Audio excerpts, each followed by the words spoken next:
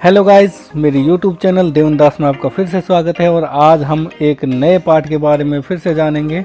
इससे पहले कि हम आगे बढ़ें, हम पिछले पार्ट के बारे में थोड़े से डिस्कस कर लेते हैं। पिछली वीडियो में हमने पढ़ा था आरंभिक नगर के बारे में, जिसमें हमने पढ़ा था हड़प्पा या सिंधु सभ्यता से संबंधित कुछ बातें, मोहनजोदड़ो के बारे में, कालीबंगा के बारे में जाना, बनमाली के बारे में जाना, धौलावीरा के बारे में भी जाना हमने, फेयोंस के बारे में जाना। और अब हम इस वीडियो में जानेंगे कि क्या बताती हैं हमें किताबें और खबरें। तो गाइस, आज की जो पाठ है हमारा, क्या बताती हैं हमें किताबें और खबरें, इन सब के बारे में जानेंगे। सबसे प्राचीनतम जो ग्रंथ माने गए हैं वो वेद माने गए हैं। वेदों की जो संख्या हमारे पास है वो है 4: ऋग्वेद, सामवेद, यजुर्वेद और अथर्ववेद। ये 4 वेद हमारे पास हैं जो कि प्राचीनतम ग्रंथ माने गए हैं। अब जानते हैं हम ऋग्वेद के बारे में। अब हम बारी बारी से सभी 4 वेदों के बारे में जानेंगे। सबसे पहले जानते हैं ऋग्वेद के बारे में। ऋग्वेद ऋचाओं के क्रमबद्ध ज्ञान के संग्रह को ऋग्वेद कहा जाता है। ऋग्वेद की रचना लगभग 3500 साल पहले हुई।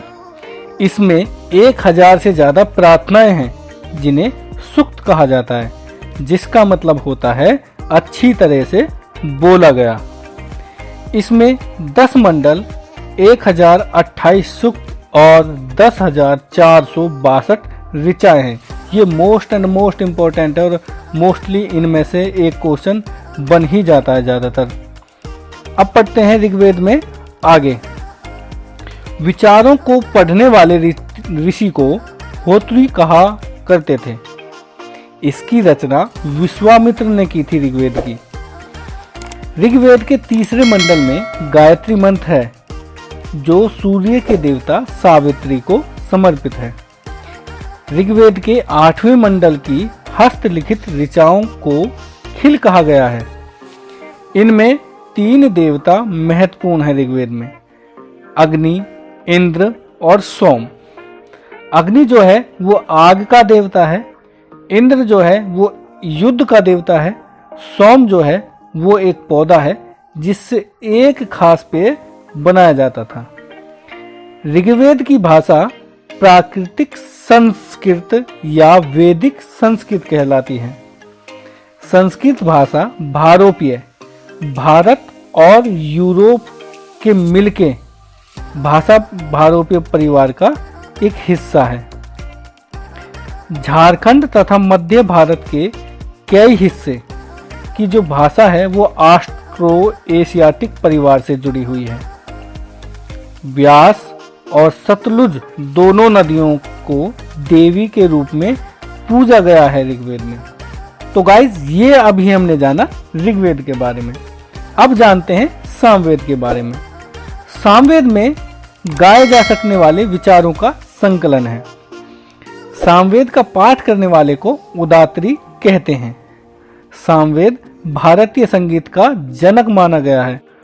अथर्ववेद जो है, अथर्वा ऋषि द्वारा रचित इस वेद में रोग निवारण, तंत्र मंत्र, जादू टोना, साप वशीकरण, आशीर्वाद इत्यादियों के बारे में वर्णन किया गया है।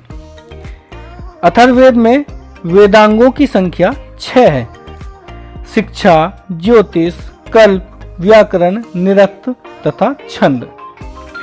पुराणों की संख्या 18 है। इसमें सबसे प्राचीन जो पुराण है वो मत्स्य पुराण प्रमाणिक माना गया है। इसकी रचना लोमहर्ष तथा उसके पुत्र उग्रश्रवा माने जाते हैं। स्मृति ग्रंथों में सबसे प्राचीन मनुस्मृति को माना गया है। ये जाना गाइज हमने वेदों के बारे में। गाइज, अब आता है हमारा मोस्ट इम्पोर्टेंट पॉइंट और एक महापाषाण, जिसे हम बड़ा पत्थर भी कहते हैं। महापाषाण यह पत्थर दफनाने की जगह पर लोगों द्वारा बड़े करीने से लगाए जाते थे। महापाषाण कब्रें बनाने की प्रथा लगभग 8000 साल पहले शुरू की गई थी। यह प्रथा दक्कन, दक्षिण भारत उत्तर पूर्वी भारत और कश्मीर में प्रचलित थी। गोलाकार पत्थर भी जमीन के अंदर कब्र को दर्शाते थे। Black and red wear. Black and red wear क्या होता है? मृतकों के साथ दफनाए जाने वाले काले लाल मिट्टी के बर्तनों को ब्लैक एंड रेड वियर कहा जाता था।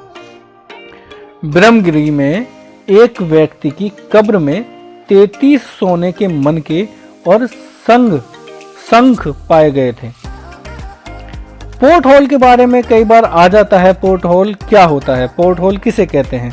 पोर्ट होल जो होता है ऐसा रास्ता जहां गोलाकार पत्थर चिन्ह के लिए लगाए गए थे, जिससे दूसरों को यहां दफनाया जा सके, ये पता लग जाए।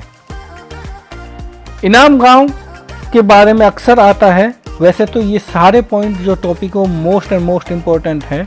इनाम गांव के बारे में अब जानते हैं। यह भीमा की सहायक नदी घोड़ के किनारे एक जगह है। इस जगह पर 3600 से 2700 साल पहले लोग रहा करते थे। यहाँ वयस्क लोगों को गड्ढे में सीधा लिटाकर सिर उत्तर की तरफ करके उन्हें दफनाया जाता था। यहाँ पर पुरातत्वविदों को गेहूं, चावल, दाल, बाजरा की फसल तथा गाय, भैंस, बकरी, पशुओं के साक्ष्य भी मिले हैं इनाम गांव से।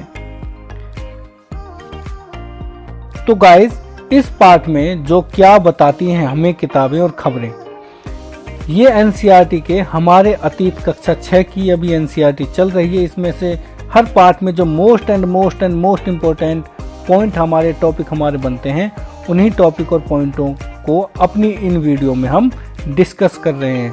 तो आपसे अनुरोध है कि आप साथ साथ सुनने के साथ साथ देखने के साथ साथ में अपने एनसीईआरटी के नोट्स भी बना सकते हो। अगर आपको वीडियो अच्छी लगी है तो वीडियो को लाइक करें, चैनल को सब्सक्राइब करें ताकि आने वाली वीडियो का नोटिफिकेशन आपको मिल सके। इस सीरीज में हम टोटली 6 to 10th 12th तक की एनसीईआरटी को हम कवर करेंगे। तो वीडियो में बने रहने के लिए धन्यवाद। मिलते हैं अगली वीडियो में। Thank you.